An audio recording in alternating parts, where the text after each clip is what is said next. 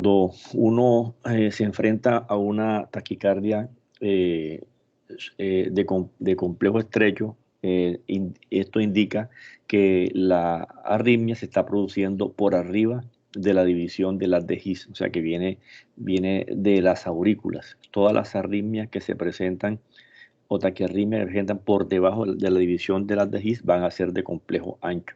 ¿Y qué es complejo estrecho? Que el QRS mida menos de 3 cuadritos, o sea, menos de 120 milisegundos. Recuerden que cada cuadrito mide 0.04 por 3, 0.12 segundos. Y si es milisegundos por mil, serían eh, eh, 120 por 100, 120 milisegundos. Entonces, cuando una taquicardia de complejo estrecho presenta inestabilidad hemodinámica, ¿qué quiere decir? Que cursa con hipotensión, shock, falla cardíaca, angina. Lo primero que tenemos que hacer es, si está inestable, hacer una cardioversión eléctrica. Si el paciente está estable, lo primero que se hace son las maniobras vagales en taquicardias de complejo estrecho. Esta maniobra vagal estimula el sistema parasimpático y rompe la reentrada y el paciente puede entrar a ritmo sinusal. Se valora bien el cuello donde está el bulbo carotidio. Se ausculta que no tenga soplos. Si tiene soplos carotidios no se puede hacer porque si son pacientes ancianos se puede prender una placa aterosclerótica y llevar un ACV.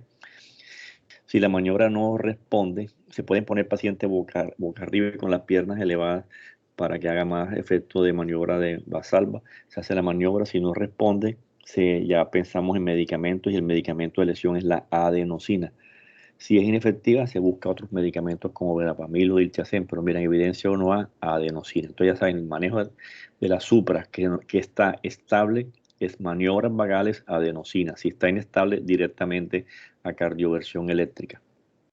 La taquicardia sinusal es la primera taquicardia que vamos a ver. Esto es una taquicardia que se presenta por aspectos ya sea fisiológicos o alguna patología que tenga el paciente. El manejo de esto es tratar la causa que lo genera.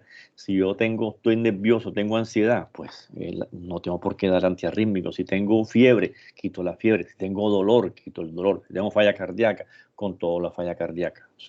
Es un ritmo sinusal, una taquicardia de complejo estrecho y con el RR regular y con una frecuencia entre 100, 150, 170 por minuto. Esta es una arritmia que siempre hay que buscar la causa y no darle antiarrítmico. Hay personas que pueden, entonces acá podemos ver que el latido arranca del nodo sinusal, como ven ustedes, y pasa al nodo AB, y por eso va a haber onda P, QRS, RR regular, pero la frecuencia va a ser mayor de 100. Esto es corregir entonces la causa que lo genera. Hay pacientes que tienen taquicardias sinusales que se llaman inapropiadas, especialmente mujeres, en donde ya no es fisiológica porque el paciente no está haciendo ninguna actividad, no tiene fiebre, no tiene dolor, no está agitándose, sino que son como cuadros de ansiedad en donde la paciente siente palpitaciones, pero es más que todo como un cuadro disautonómico y en esas ocasiones a veces se pueden dar beta bloqueadores como para quitar la sensación de taquicardia en esos pacientes. Acá nuevamente la sinusal, mire que arranca aquí el nodo sinusal y igual corregir las causas, corregir las causas. Si no, uno ve que las causas se corrigen y el paciente sigue con eso, podemos decir que es una taquicardia sinusal inapropiada. ¿Qué se puede dar ahí? Miren que está en amarillo. ¿Qué se puede dar? No que uno debe dar, sino que evidencia 2C, 2B y bavaradina, la que damos en la falla cardíaca con fracción de eyección mayor de 70, o puedo dar beta bloqueadores. Entonces, más que todo eso, en pacientes que les molesta eso y que a pesar de que usted le busque cualquier causa, no la encuentra. Hay una taquicardia que se llama la taquicardia atrial, en donde miren que hay focos ectópicos en otra parte de la aurícula y generan una descarga rápida, una frecuencia más rápida de 100, mayor de 100, puede llegar a 180 aproximadamente, 200, y esto produce entonces, se produce más que todo en pacientes de edad igual, si está inestable hemodinámicamente, se va a cardioversión. Todas las taquicardias inestables van a cardioversión. En este caso, si está estable, se puede presentar, se puede dar beta bloqueadores, se puede dar verapamilo, que son drogas que son cronotrópicas negativas, o adenosina, pero digamos que no hay una droga efectiva para esto. Miren las evidencias 2B, 2C en estos casos. ¿Cómo se ve eso? Eso se ve acá, podemos ver, miren que son como unas taquicardias, pero como las ondas P que no son positivas. Recuerden que para que sea sinusal, la onda P tiene que ser positiva en D2. Aquí son negativas. ¿Por qué? Porque el estímulo está saliendo de la aurícula izquierda y por eso la onda P no va a ser positiva. El vector le da onda P negativa. Acá podemos ver el ejemplo de la taquicardia atrial. Miren que el nodo sinusal está apagado y son ectopias que nacen o focos ectópicos que descargan de otra parte de la aurícula y por eso las ondas P pueden ser negativas, bifásicas y ese es cómo se produce esto. Hay una taquicardia que ya no va a generar, digamos, un foco ectópico en un solo lado, como esta, por ejemplo, que es un solo foco, una taquicardia focal, pero de un solo foco. La otra que vamos a ver es la taquicardia atrial multifocal. ¿Qué quiere decir? Que en la aurícula hay diferentes focos que disparan, pero no son muchos como la FA, sino pueden ser 3, 4 focos ectópicos que disparan y cada uno va a producir una descarga. Por ende, el RR va a ser regular, el ritmo no es sinusal porque no va a haber ondas positivas ondas P positivas en D2, negativas en ABR, el RR es regular, el PR es regular, las P son iguales. En este caso no es sinusal. Esto que les dije anteriormente es la característica de sinusal. Esto no es sinusal. ¿Qué vamos a encontrar? Que el RR es irregular, que hay por lo menos 3 ondas P de diferentes morfologías. Aquí podemos ver, esta es más grande, esta es negativa, esta es como más planita, esta es negativa, esta es diferente, esta es bifásica. O sea, por lo menos 3 ondas P de diferentes morfologías, una frecuencia cardíaca mayor de 100 y el RR irregular. Eso se llama taquicardia atrial multifocal. Es característica de pacientes que presentan problemas de EPOC, problemas de enfisema, problemas pulmonares. El manejo de eso es tratar de corregir la hipoxia, el cuadro pulmonar. Miren aquí las ondas P de diferentes morfologías. 3 o más ondas P con RR irregular nos hace el diagnóstico de taquicardia atrial multifocal. Mirenla acá. Bueno, esa es otra de las patologías que también ustedes deben conocer es el famoso flúter auricular. Como les digo, aquí esto se va a hablar más en las clases prácticas. Estamos hablando de más que todo para que ustedes conozcan, digamos, inicien a conocer, digamos, las imágenes de estas arritmias que vieron algo en fisiología y posteriormente en las prácticas se va a profundizar todos estos manejos. Miren, hay una enfermedad que se llama, que ustedes lo han oído hablar, que se llama el flúter auricular. En el flúter auricular lo que sucede es que no hay ritmo sinusal. Miren que está apagado aquí el nodo AB, sino que va a haber el nodo sinusal. Va a haber acá una macro reentrada. Miren que empieza a dar vuelta acá la aurícula, una macro reentrada. Y cada vez puede dar acá. Miren que aquí por cada 2 vueltas pasa un complejo QRS. En este caso, vamos a ver si tengo, si busco acá. Por ejemplo, acá, mire, el flujo auricular, vemos que es una taquicardia de complejo estrecho. El RR va a ser, digamos, casi siempre regular. Y en este caso, miren que está a 150 por minuto. O sea, que quiere decir que por cada 2 vueltas que da la aurícula, da un complejo QRS. Entonces, si la aurícula va a 300, la frecuencia ventricular va a 130. O sea que esto es un flúter auricular 2-1. Nuevamente acá miren cómo se ve. Da 1, 2, 1. Por cada 2 vueltas que dé, pasa un complejo QRS. Cuando se pone blanco es porque no pasó. 1, 2 y pasa. 1, 2 y pasa. O sea que da. La aurícula va a 300 por minuto y la frecuencia cardíaca va a 150, porque si de cada 2, 1, quiere decir que si tú divides 300 entre 2 te da 150. El ritmo va a 150 por minuto. El ritmo es regular. También puede ser 4-1, quiere decir que por cada 4 vueltas que da la reentrada, que va siempre a 300 por minuto, pasa un estímulo. O sea que 300 entre 4 da 75. Eso es un flúter auricular 4-1. Cuando la respuesta ventricular va a 75. Cuando va a 150 es 2-1. En ocasiones puede haber mezclas de 4-1 y 2-1 y se llama flúter auricular con bloqueo variable. Vamos a ver acá, aquí tenemos un flúter auricular. Miren que este ya es más larguito. Es como un bloqueo variable porque aquí está como a 4-1, aquí está como 3-1. Entonces, miren acá, aquí tenemos aquí están las aurículas y aquí están los ventrículos. Esto es una patología. Aquí podemos ver, miren este flúter aquí, vamos a ver. Es un flúter auricular variable. Miren aquí que va como 4-1. Aquí está más larguito. Pero ustedes siempre van a verlos en el variable, el RR irregular y estas ondas que se ven aquí, que ustedes las ven acá, que se llaman, que describen como ondas en dientes de sierra, y eso es característico del flúter auricular. ¿Qué hacemos con el flúter auricular? El mejor manejo para el flúter auricular, esté o no esté estable y hemodinámicamente, sería la cardioversión eléctrica. Ellos salen con poquitas cargas de joules, más o menos 50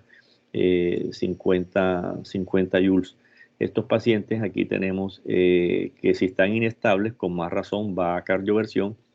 Si está inestable, pero si está estable, miren que uno podría, tan amarillo, poner beta bloqueadores, pero lo mejor es que se prefiera la cardioversión eléctrica. Entonces, para hacer la cardioversión eléctrica hay que tener unas recomendaciones. Si está inestable, de una vez bloqueemos, no prima la vida, pero si está estable, esta flúter, así como la fibrilación auricular, pueden formar trombos en la auriculilla por el éxtasis sanguíneo que genera esa aurícula que no se contrae, sino que vibra como tal. Y estos pacientes pueden formar trombos y se pueden desprender al cerebro y producir cardioembolia. Entonces, para evitar eso, hay que hacerle siempre a los pacientes, si el flúter ya tiene más de 48 horas o más de presentarse, de haberse presentado, es mejor hacer un ecotraje esofágico y verificar si hay trombos en la auriculilla izquierda. Si hay trombos en la auriculilla izquierda, no se puede cardiovertir. Si está estable, se da beta bloqueadores, se da alguna droga para frenar la frecuencia ventricular y se anticoagula el paciente por 4 semanas. Si en 4 semanas se repite el ecotraje esofágico, si ya el trombo desapareció, se puede cardiovertir. Si sigue el trombo, no se puede cardiovertir y sigue anticoagulado. Entonces, eso más que todo es lo que hacemos con el flúter auricular. Aquí tenemos nuevamente un flúter. Miren que esto con un flúter auricular 4-1, porque la frecuencia está 300, 150, 100, 75 por minuto. Está a 4 vueltas. Miren, 1, 2, 1, 2. Vamos a ver acá. 1, 2, 3, 4. Pasa 1, 2, 3, 4. 1, 2, 3, 4. Entonces miren que el RR es regular, frecuencia 75 por minuto y se ven las ondas en dientes de sierra entre R y R. Cardioversión eléctrica, la elección.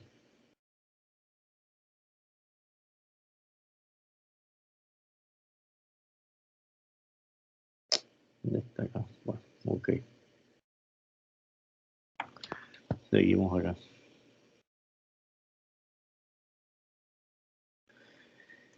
Otra patología importante que también vamos a ver en las rotaciones es la fibrilación auricular. Acá en esta el ritmo no es sinusal, no hay presencia de onda P y el RR es irregular y los complejos son estrechos, como vemos acá. Miren acá que no es un ritmo sinusal, no hay onda P, este es dedo largo, el RR es irregular, el complejo estrecho se llama fibrilación auricular. Entonces la fibrilación auricular se presenta por, perdón, un momentico.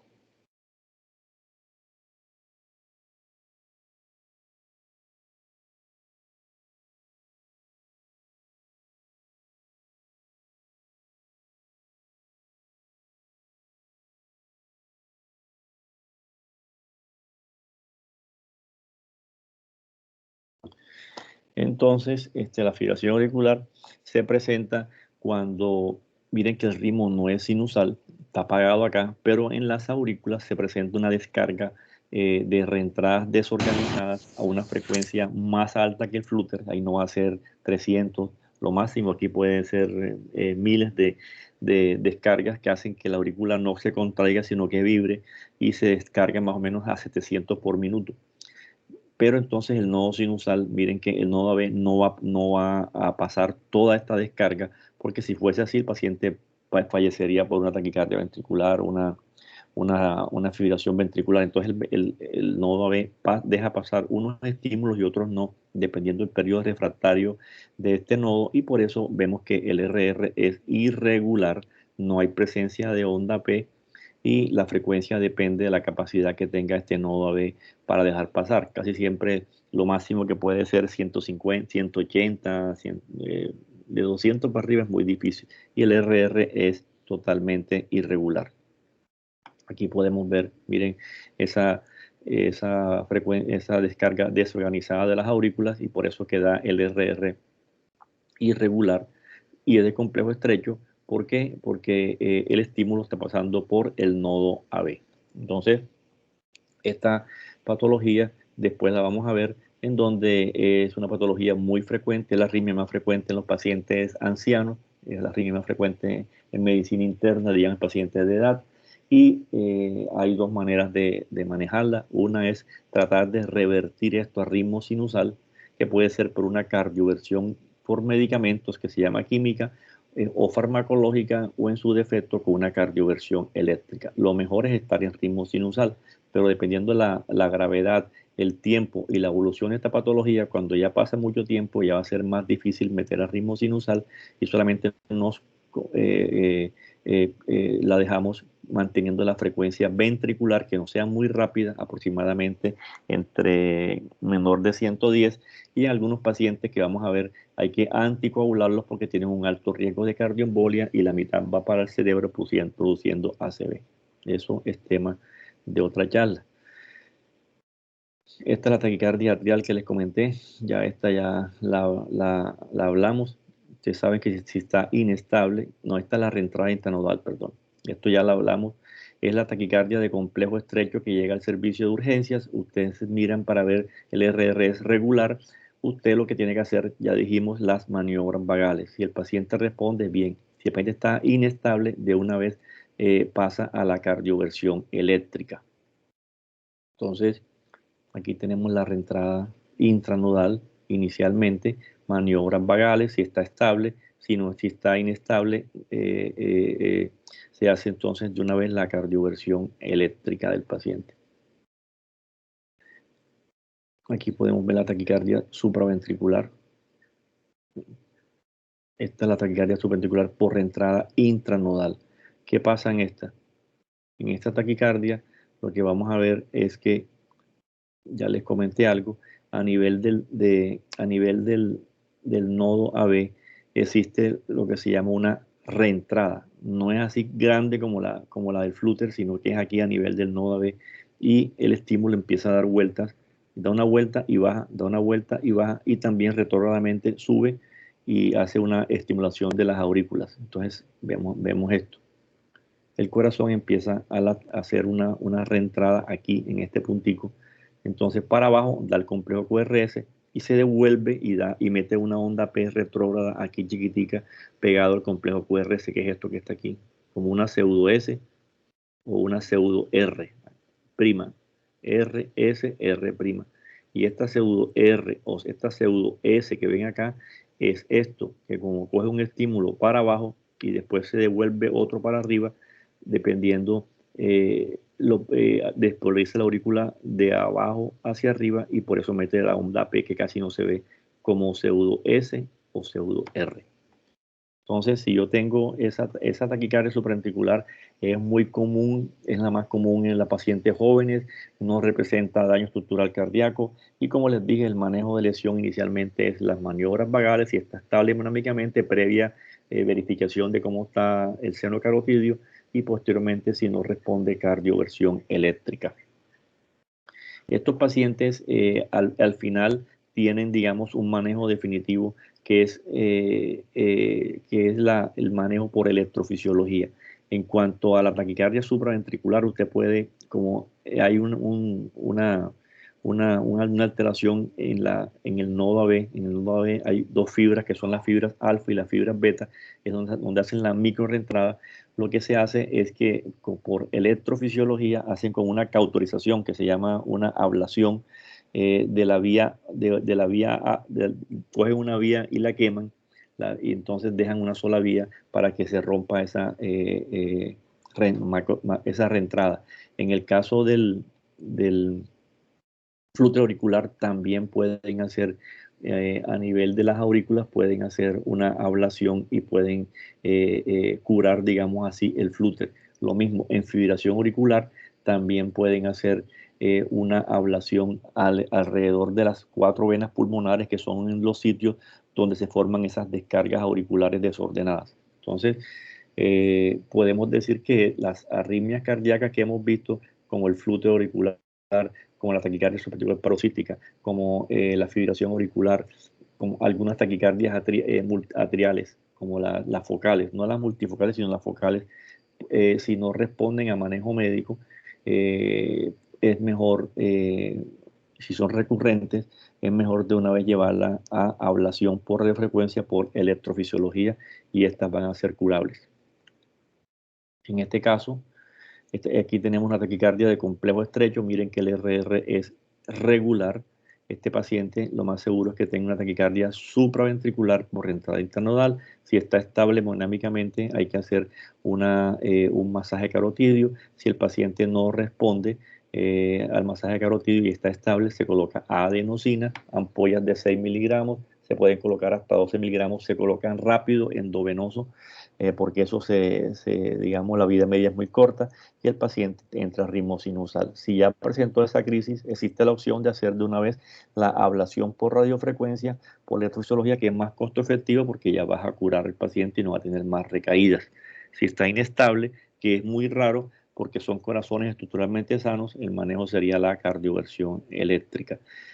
Si quiero manejo médico, hay que darle drogas que me eviten esa reentrada a nivel del nodo AB y me aumenten el periodo refractario de esa micro reentrada, y se pueden dar beta-bloqueadores, se puede dar verapamil o diltiazem, si no responde a aminoaronas, pero esta droga es muy tóxica y sería la última opción.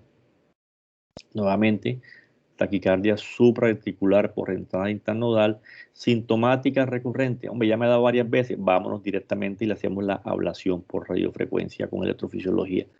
Si el paciente dice que no se quiere hacer eso, que prefiere el manejo farmacológico, entonces tenemos que darle droguitas para frenar esta reentrada que puede producir, esta patología. Aquí tenemos entonces, miren estos trazados. Aquí tenemos un trazado, una taquiarritmia de complejo estrecho. El RR es irregular y aparecen estas onditas acá que se llaman F minúsculas. Esto es una fibrilación auricular.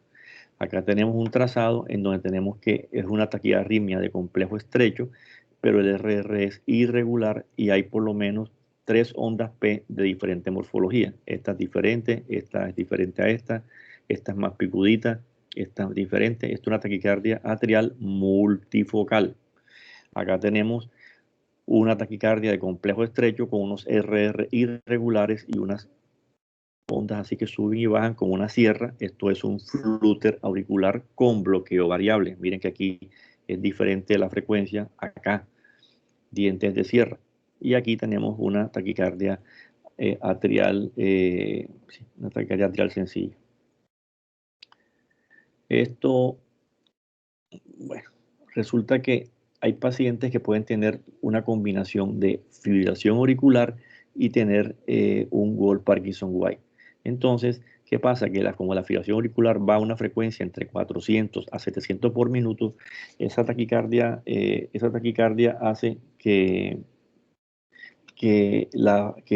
ya no se meta estos estímulos por el nodo AB y deje pasar unos sí y otros no, y por eso entonces en este caso se mete por la vía anómala. Miren que la vía anómala no tiene una pausa como si lo hace el nodo sinus AB, sino que pasa directamente, y eso puede presentar lo que se llama como tiene una FA, se llama una fibrilación auricular preexcitada.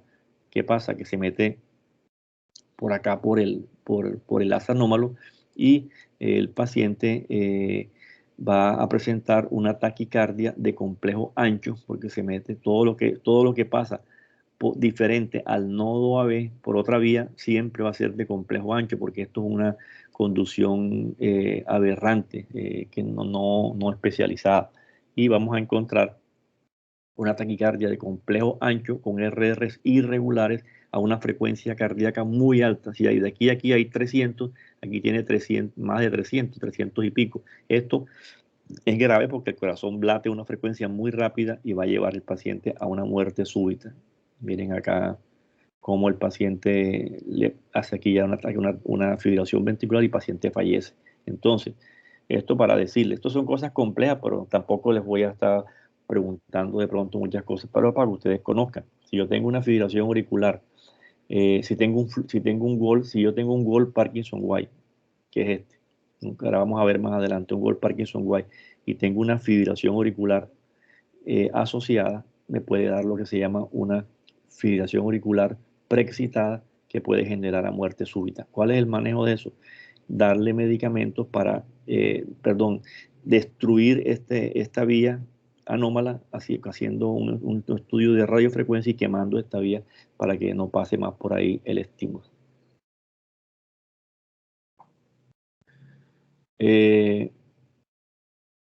Lo otro, ya creo que para terminar las taquiarritmias, es el famoso síndrome de Wolff-Parkinson-White. El síndrome de Wolff-Parkinson-White consta de tres componentes. Primero, un PR corto, aquí lo tenemos, que mide menos de 120 milisegundos.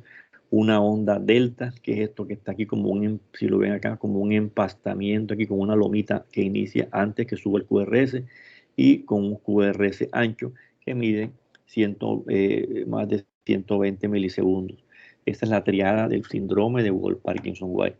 Yo puedo tener un síndrome de Wolff-Parkinson-White y estar en ritmo sinusal. Y ese síndrome de Wolff-Parkinson-White me favorece para que se me formen taquiarritmias, que pueden ser de dos tipos, que vamos a ver ahora, las de tipo ortodrómico y las de tipo antidrómico. Entonces les repito, esto es un paciente que está bien, pero que nació con un as anómalo, un as de Kent, aquí está aquí del lado izquierdo. Este paciente va a tener tres características: el PR corto, un empastamiento que es la onda delta, y el QRS ancho. Vamos a ver por qué se presenta cada de estas situaciones. El PR corto se presenta porque el estímulo al pasar por acá, ustedes saben que siempre demora más o menos un tiempito acá en el paso por el nodo AB. En cambio, como pasa directamente por este anómalo, esta pausa no lo hace, y por ende el PR va a ser menor de 0,12, menor de 3 cuadritos. Recuerden que el PR va de 0,12 a 0,20, que es lo mismo decir de 120 a 200 milisegundos. Este PR corto es la primera característica porque pasa más rápido por acá. La onda delta es la despolarización precoz que se genera acá rápidamente antes de pasar por acá. y el QRS ancho es la unión de las dos despolarizaciones, la vía normal y la vía anómala. Entonces miren cómo, por eso se ve esa característica. Esto uno puede estar tranquilo, esto no da taquicardia así como está, pero estos pacientes pueden generar posteriormente una taquicardia de complejo estrecho. Se parece mucho a la supraventricular y hay unas diferencias como es la distancia que hay de la P retrógrada al QRS. Entonces, si es mayor de 70 milisegundos, se dice, uno puede ya diagnosticar que esa taquicardia de complejo estrecho, mire, con R regular, no es por taquicardia por entrada intranodal, sino por flúter. Eso ya es medicina fina, que no es para que ustedes se la aprendan, pero saber que la taquiarritmia del Golf se parece mucho a la taquiarritmia de la reentrada intranodal. Y la diferencia es mirar la P retrógrada y la diferencia de distancia que hay después del QRS. Entonces, aquí podemos ver, si está pegadita aquí como pseudo R, es reentrada. Y si está más alejadita, 70 milisegundos o más, es Wolff Parkinson White. O sea, y la otra que confunde es la taquicardia atrial, porque entonces en la taquicardia atrial uno mide aquí más que todo como la taquicardia atrial es que el RP es mayor que el PR. Entonces, por eso es que hay aquí, y aquí es el RP es menor que el PR. Miren que aquí el RP está pegadito y aquí el RP está más largo. Entonces, RP largo son taquicardias atriales. RP cortos están los dos que son el Wolff Parkinson White y la reentrada intranodal. Si ese RP corto es menor de 70 milisegundos, es reentrada. Si ese RP es mayor de 70 milisegundos, mírenlo acá, aquí está más lejos, es, es reentrada, perdón, es preexcitación. Bueno, entonces miren cómo se ve acá ese Wolff en cualquier momento puede generar una taquicardia supraventricular. ¿Y qué pasa? Que se mete un estímulo por acá y empieza a hacer vueltas acá.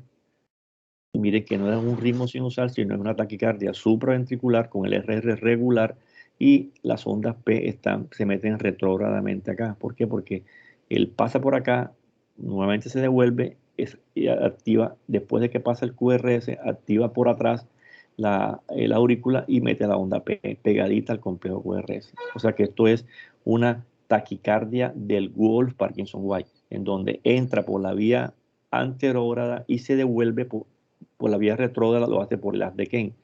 Baja por el nodo AB y se devuelve por el haz de Kane.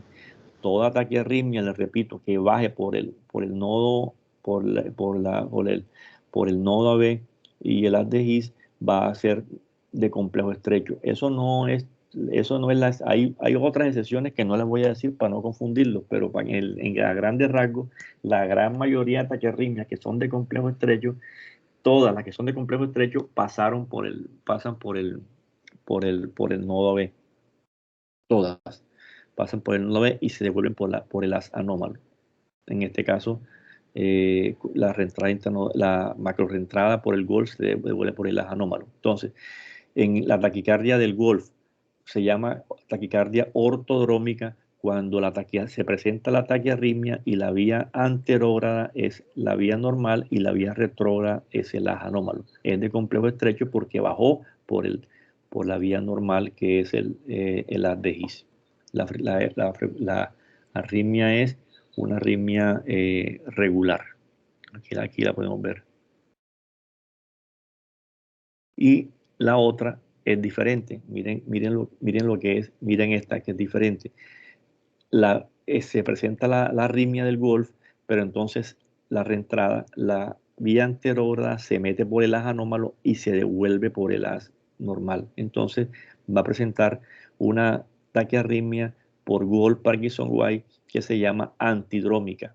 Esta que vimos nosotros acá se llama ortodrómica. La ortodrómica es la que ya les dije, la vía normal es la vía anterora es la vía normal y la vía retrógrada es el haz de Kent. ¿Por qué es de complejo estrecho? Porque utilizó la vía normal. En esta es diferente. En esta, la vía normal, la vía anterógrada es el haz anómalo y la vía normal o retrógrada es el haz normal. Por eso va a haber una taquicardia de complejo ancho con RR regular. Se parece mucho a la taquicardia ventricular.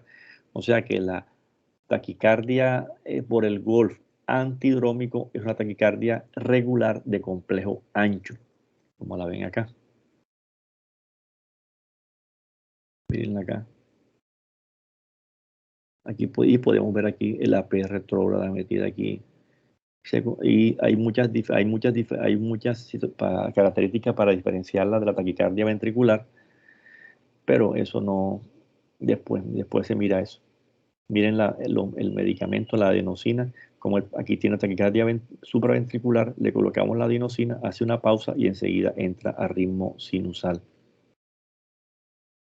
Bueno, esa es la parte de las taquiarritmias. Sé que esto es un poco difícil, la verdad es que no es que tenemos que saber todo, pero en las clases prácticas vamos a reforzar esto.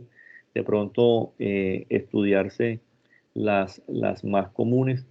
Yo creo que yo les mandé ahí, les mandé con José Daniel las guías europeas de taquiarritmias supraventriculares, más que todo estudiar la parte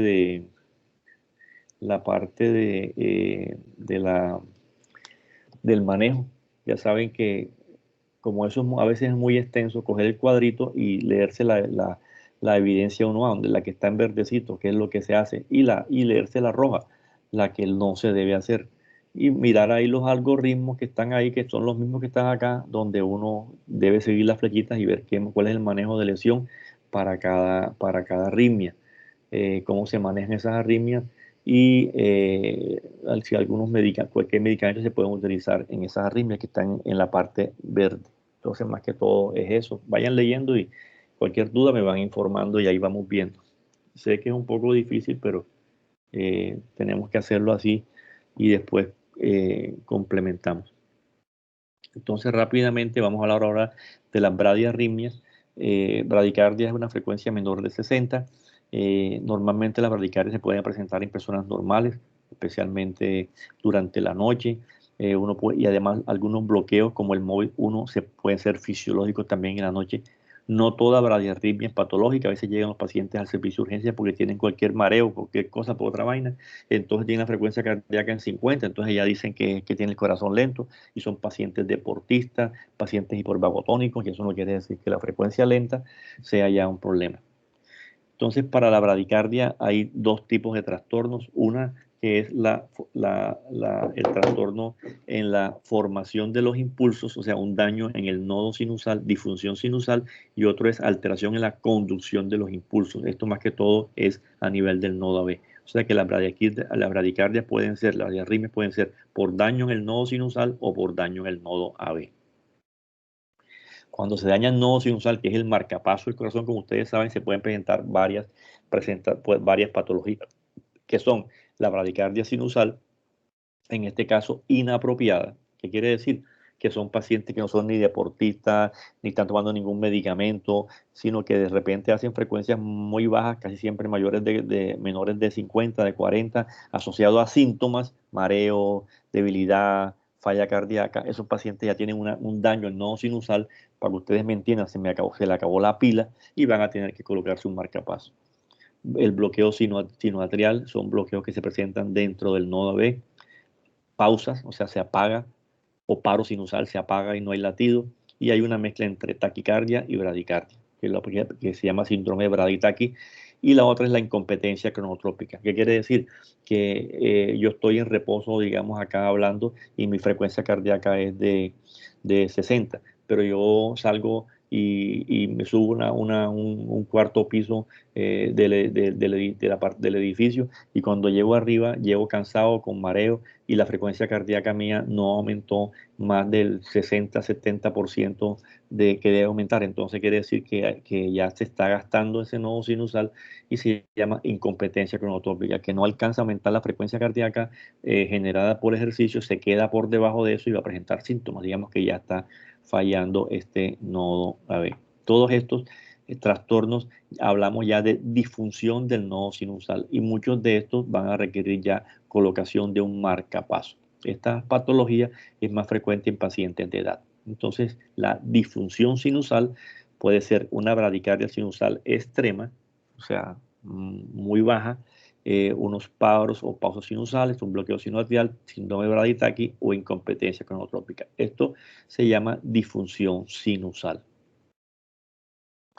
Entonces puede ocurrir en cualquier edad, pero esto es más frecuente en pacientes de edad, pacientes añosos, que son los que van a producir ya el desgaste ya por calcificación, degeneración de este nodo. Como les dije, pueden ser intrínsecas o intrínsecas. Las extrínsecas, o sea, que no son daño del nodo sinusal, tenemos que conocerlas. Entonces usted la interroga, porque si el paciente está tomando beta bloqueadores a dosis alta y usted le encuentra la frecuencia cardíaca en 50, no va a decir que tiene una disfunción sinusal. Eso es una bradiarritmia secundaria a los medicamentos. Entonces, primero que lo que tienen que preguntar en un paciente con bradicardia es saber si hay algo que lo está produciendo. ¿Usted es hipertenso? Sí, no. ¿Qué droga toma? Si toma drogas como metabloqueadores, verapamilo, diltiazem, o antiarrítmicos que frenen el nodo sinusal, esa es la causa. Usted verá si los quita, si los disminuye, etcétera. Si tiene un exceso de tono vagal, hay personas que son hipervagotónicas.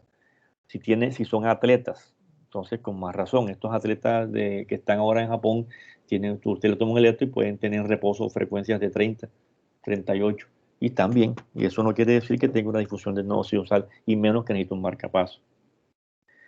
También verificar si hay trastornos extrínsecos como alteraciones hidroelectrolíticas, hiperpotasemia, hipertensión endocraniana, produce bradiarritmia, como ustedes saben. Si ya es sintomático esto y no hay nada de esto, ya para gente de edad, y uno ya puede decir que tiene una enfermedad del nodo, hay que ya decidir qué hacemos. Entonces, puede haber una pausa sinusal, o sea, se apaga el latido, ¿no? y hay una pausa menos de 3 segundos. Puede haber un paro sinusal, que es más de 3 segundos, o un bloqueo sinoatrial. Aquí tenemos una bradicardia sinusal. Miren acá que es un ritmo sinusal porque tiene ondas P positivas en D2. Cada onda P sigue un complejo QRS, el RR regular, pero la diferencia es que tiene 350, 175, 60, 50. Tiene una bradicardia sinusal con una frecuencia cardíaca de 51 por minuto. Hay que buscar cuál es la razón, si es atleta, si no es atleta, si tiene, toma algún medicamento, si es hipotiroideo, por ejemplo. Y si todo se descarta, uno mira a ver qué tanto le afecta eso. Si el paciente empieza a tener síntomas de mareo, presíncope, síncope, se le coloca un holter de 24 horas, y si esa frecuencia sigue así baja, habrá que colocarle un marcapaso. Entonces, bradicardia sinusal, cuando es menor de 40, siempre es patológica. Entonces, miren acá una bradicardia sinusal inapropiada. El paciente es normal, pero miren esa frecuencia lenta, una frecuencia muy lenta de 37 por minuto, y el paciente me dice a mí que tiene 80 años, y cuando camina le da mareo, le da presíncope, se ha desmayado, y lo pongo a hacer ejercicio y esa frecuencia no aumenta, ya es una disfunción sinusal, y habrá que colocarle un marcapaso, en este caso bicameral. Bueno, vamos a ver acá. Entonces la bradicardia sinusal, frecuencias más bajas, por debajo de 60. Eh, este paciente hay que descartarle lo que yo les dije. Miren acá estas diferentes. Miren que el paciente hace unos paros sinusales. Miren cómo hay una asistolia, digamos así, y después el latido. Esto va a producir, cuando las pausas estas son más de 2000 a 3000 milisegundos, el paciente presenta síncope, caída al suelo. Ese síncope que se presenta por la bradiarritmia se llama crisis de Stock-Adams. Son pacientes que hacen síncope secundario a trastornos del ritmo cardíaco. En estos casos, bradicardias extremas, pausa sinusal, paro sinusal o bloqueos AB, se llama crisis de Stock-Adams. Pausas mayores de 3 segundos son por lo general patológicas. Ahora, no toda pausa es patológica. Si yo le coloco el holter de 24 horas y el paciente hace una pausa menos de 3 segundos y está dormido, por ejemplo, de 1500 milisegundos, eso puede considerarse normal porque en el sueño ustedes saben que predomina el sistema parasimpático y uno puede tener pausas sinusales. Ya si son mayores de 3000 milisegundos o 3000 o 2000 y 3000 segundos para arriba, ya hay que, y el paciente refiere síntomas, ya es mejor ya pensar en colocarle un marcapaso al paciente. Miren acá, vamos a ver un paro sinusal. Miren que aquí viene el paciente en ritmo sinusal, hay un paro, aquí el paciente tiene 3400 milisegundos, el paciente en este momento que está acá puede presentar visión borrosa, síncope, caída al suelo, y una vez, miren que aquí sale con un ritmo de escape, miren que esto es un ritmo de escape porque no tiene onda P, aquí este ritmo de escape fue el que lo salvó. Este paciente va a tener la caída aquí al suelo y va a tener el episodio sincopal y se va a recuperar por este ritmo de escape, o sea que todo síncope es una pérdida súbita del conocimiento con recuperación espontánea, en este caso el paciente se recupera, que dura, esa recuperación es rápida y que no deja secuelas neurológicas este paciente, entonces hay que hacerle el holter y si encontramos esto, el paciente tiene que ir a colocación de un marcapaso definitivo. Miren acá, vamos a ver acá, esto es la diferencia entre una pausa y un paro, eso no les voy a yo a dar porque esto ya es más profundo. Los bloqueos sinauriculares también no vamos a hablar de eso, se confunden mucho con los paros, pero todas estas líneas, miren que esto es un paro sinusal y esto es una pausa sinusal. Entonces, reconocer que los paros o las pausas, solamente quiero que sepan que son causas de síncope y si son sintomáticos y son mayores de 3000 milisegundos, necesitan marcapaso. Eso por lo menos que sepan eso nada más. Hay una combinación de bradicardia y taquicardia que se llama síndrome braditaqui. El nodo enfermo también puede producir, o la disfunción de nodo sinusal puede producir esta combinación, que es una fibrilación auricular combinada con una bradiarritmia, o sea, con un síndrome braditaqui. Estos pacientes son difíciles de manejar porque si tú le manejas la fibrilación auricular con antiarrítmico, empeoras la bradicardia.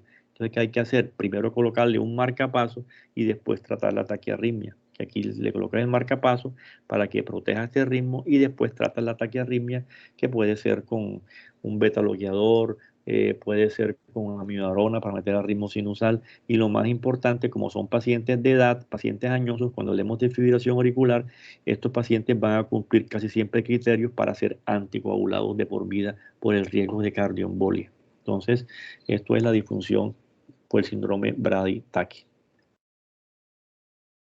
Así se ve. Miren que el paciente tiene un ritmo sinusal y de repente hace taquiarritmias y después hace bradiarritmias. Síndrome Brady-Taki. El diagnóstico es mejor hacerlo por un Holter, porque si nada más encontramos esto y no vemos esto en el electro porque se acabó, pues el electro es muy corto, sabe que es una toma muy corta, entonces podemos confundirnos y no sabemos que detrás de esto puede haber esto. Entonces mejor colocarle un Holter en estos pacientes que se van a quejar mucho de palpitaciones y de episodios sincopales. Casi siempre son pacientes de edad. Aquí la tenemos. Miren que es un ataque, hay un ataque arritmia, una RR irregular, parece como un flutter, fibriloflutter, y aquí viene la pausa. Síndrome Brady, que son pausas o bloqueos asociados a taquicardia. Y la otra es la incompetencia cronotópica que le dije. Son pacientes que son bradicárdicos y usted los pone a hacer ejercicio y la frecuencia cardíaca no les aumenta de 70% de la que ya tenían. O sea que usted está en reposo y tiene por ejemplo, 60, 50. Usted lo pone a hacer ejercicio y a pesar de hacer ejercicio fuerte, su frecuencia cardíaca, por ejemplo, no sube más de 100. Entonces eso es anormal, porque si usted puede hacer un ejercicio extremo en una banda, en una prueba de esfuerzo, la frecuencia cardíaca le va a llegar a 100, 140, 150, 170, 180 y acá no pasa de 100 y empieza a tener mareos o sensación de presíncope, es una incompetencia cronotópica y eso es sinónimo de un daño a nivel del nodo AB y puede requerir marcapaso. En cuanto a los bloqueos AB, ustedes saben que ya el daño no es acá en el nodo sinusal, sino es a nivel del nodo AB. Puede ser de primer grado, de segundo grado, que se divide en tipo móvil 1 o fenómeno de Wenckebach y el móvil 2 y el del tercer grado, que es donde no pasa ningún estímulo. Aquí les voy a mostrar claramente eh, para que ustedes puedan diferenciarlo. Grado, el móvil 2, móvil 2 puede ser de tipo 1, que es móvil 1 y móvil 2, y el móvil 2 puede ser 2-1 o avanzado, que se llama 3-1 y el bloqueo completo. Acá tenemos un bloqueo AB de primer grado. Miren que está en ritmo sinusal. Cada onda P sigue un complejo QRS, el RR regular, el complejo es estrecho, pero el PR está larguito. Mírenlo acá, aquí hacemos el aumento. Debe medir entre 0,12 y 0,20. Aquí está pasado de 0,20. Recuerden que aquí hay 5 cuadritos, o sea que aquí tiene más de 0,20, aquí tiene como 0,22. Esto es un bloqueo AB de primer grado. Aquí lo podemos ver, mírenlo acá, cómo se pasa de los 5 cuadritos. 1, 2, 3, 4, 5. Cada uno ve 0,0.4 por 5, 0,20. Aquí está pasado 0,22. Si aquí tiene 6 por 4, 24, 0,24. El RR es regular, pero el PR es largo. ¿Qué hacemos con estos bloqueos? Bueno, aquí lo podemos ver. Vamos a verlo acá. Miren que el ritmo es sinusal, pero el PR es un poquito largo. Esto no tiene ningún problema, no es algo grave, no se trata como tal. Hay que buscar causas que produzcan esto. Lo primero que tenemos que preguntarle al paciente es, ¿usted toma algún medicamento que frene la conducción? No le vas a preguntar así, porque usted toma algún medicamento. Y hombre, sí, ¿cuál? Entonces tienes que estar pendiente de medicamentos que frenen la conducción AB. Hombre, yo soy hipertenso y tomo beta bloqueadores, listo. Hombre, yo soy hipertenso y tomo diltiazem o tomo verapamilo, listo. Hombre, yo tomo antiarrítmicos porque tengo tal cosa. Bueno, ya, esa puede ser la causa. Hombre, yo tengo un hipotiroidismo, puede ser la cosa. Entonces, el bloqueo de primer grado no hay que manejar, como tal, no es grave, no se maneja. Usted puede dejar los medicamentos, puede bajar un poco las dosis, pero no hay que intervenir el paciente, sino que siempre hay que buscar, digamos, la causa. De pronto, si usted quiere cambiar la droga, la cambia. Si quiere bajar la dosis, la baja. Si es necesario utilizarlo, pues lo utiliza y hace un seguimiento de ese PR. Si usted ve que se está alargando más, entonces ya usted puede cambiar ese medicamento para evitar que pase esto a un bloqueo AB más avanzado, segundo o tercer grado. Acá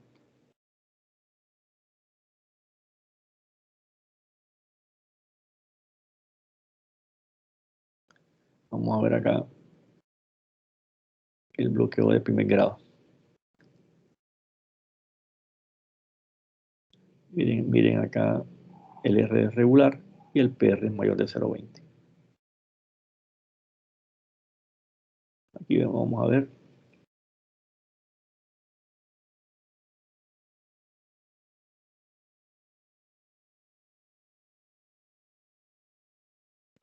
Medimos y miren que el PR me mide 0,28 o 280 milisegundos. El PR siempre va a venir, cada onda P sigue un complejo QRS, pero la diferencia es que el PR es mayor de 0,20. Aquí en este caso 0,28. Es un bloqueo AB de primer grado.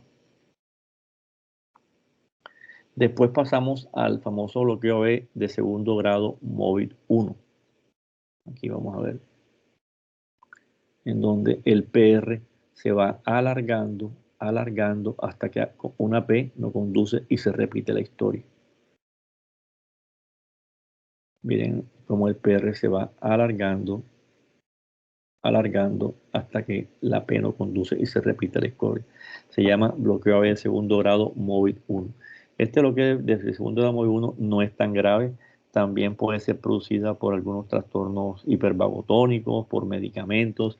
No requiere, digamos, colocación de marcapaso. De pronto, si es algún medicamento, cambiarlo por otro. Si es hipertenso, ponerle un ECA, un ARA2, etcétera, pero casi siempre no va a requerir, digamos, ninguna. Son de complejo estrecho también. Vamos a ver acá en la otra, en esta, con esta explicación que lo van a entender mejor.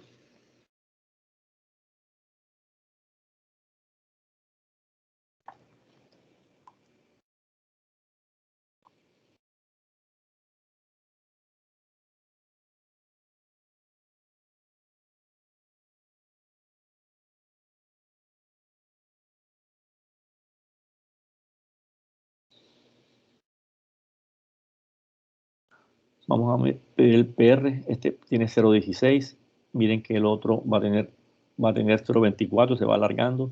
Miren que el otro que vamos a medir va a ser más largo, 0,32, hasta que aparece la onda P que no conduce. Listo.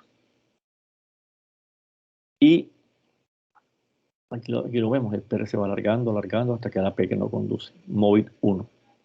Y el MOVID 2 es diferente, este ya es más complejo, en donde por cada 2 ondas P pasa un complejo QRS, pero el PR no se alarga. Mira, 1P, 2P y el complejo no se alarga. Esto ya es patológico y este paciente va a requerir marcapaso. Aquí vamos a ver el MOVID 2. 2 ondas P.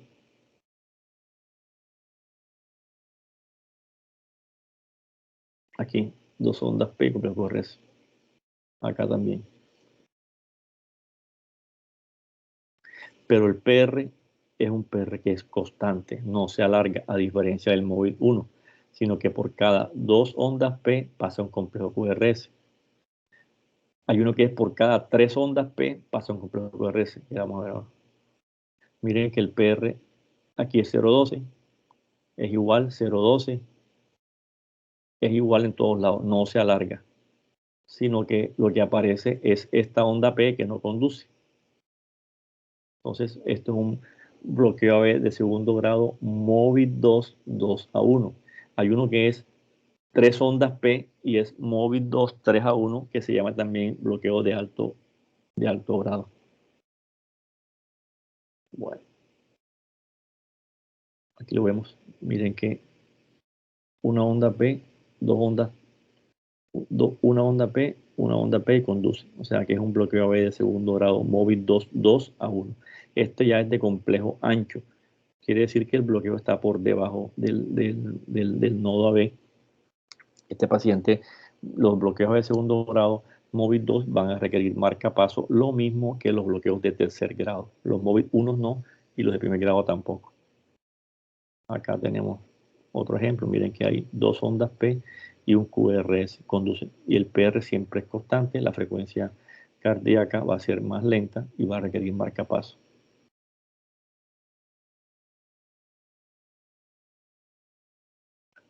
Y por último, bueno, aquí tenemos un alto grado, 1 onda P, 2 ondas P, 3 ondas P y conduce. Esto es un bloqueo de segundo grado, MOVID 2, 3-1.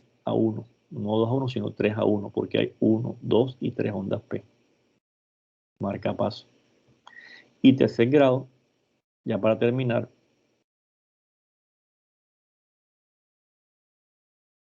en donde no hay paso del estímulo de las aurículas al ventrículo.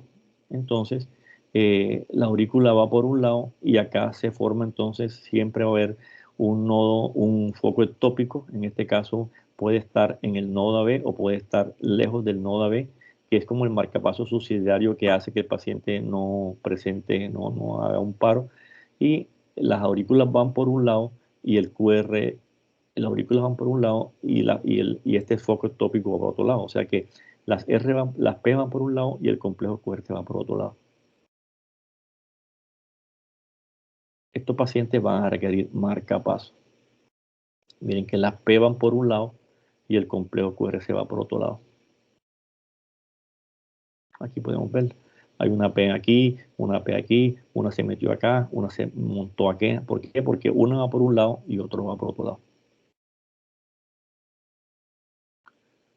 Aquí podemos ver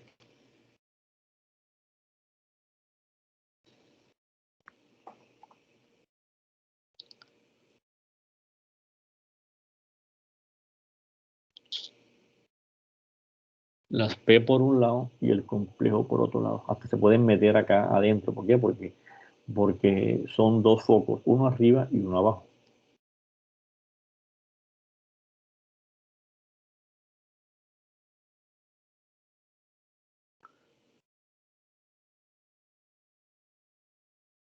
Bueno, aquí vamos a ver qué más hay acá.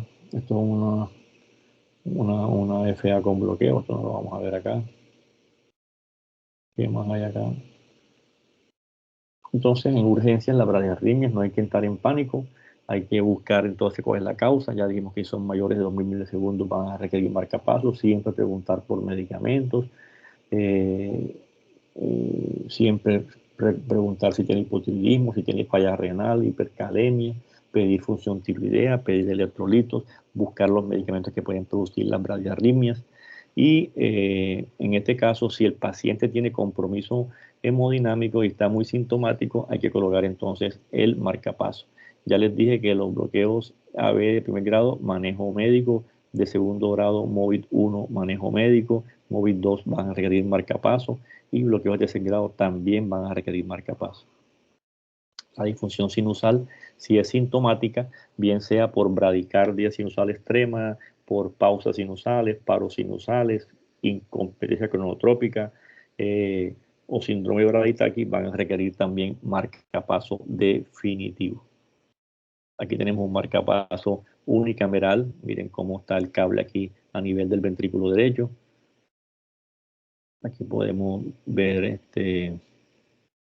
cómo se ve. Esta es la espiga del marcapaso, de un marcapaso unicameral. Miren cómo lleva el estímulo directamente al ventrículo derecho y cada vez que dispara hay una espiga y después despolariza el ventrículo. Esto es el ritmo de marcapaso unicameral, porque tiene un solo cable que va al ventrículo derecho. Así se va a ver.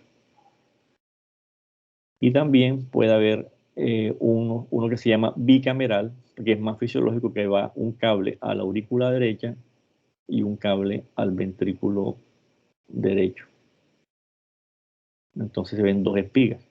Uno despolariza la aurícula y otro despolariza el ventrículo. Y tenemos un cable que va a la aurícula y un cable que va al ventrículo. Y son dos espigas y después el complejo QRS. Este es más fisiológico y se usa más en pacientes que tienen disfunción del nodo sinusal para hacer, digamos, un latido cardíaco más fisiológico y evitar entonces signos de falla cardíaca, signos de molestia, de disnea de esfuerzo, etc. Bueno, entonces dejamos acá. Cualquier duda, pues la vamos revisando en las clases teóricas, o alguien, si quiere, cualquier pregunta que necesite, cualquier asesoría que necesiten, me avisen. Sé que este tema es un poco pesado, pero tratamos de hacerlo lo más fácilmente posible por esta vía, por este asunto de la pandemia, pero esperemos a ver. Váyanse leyendo las guías y cualquier duda me informan. ¿Ok? Listo, doctor. Listo, doctor, gracias. Bueno, pues entonces el lunes creo que terminamos con embolismo pulmonar. Bueno, que estén muy bien. Gracias, doctor.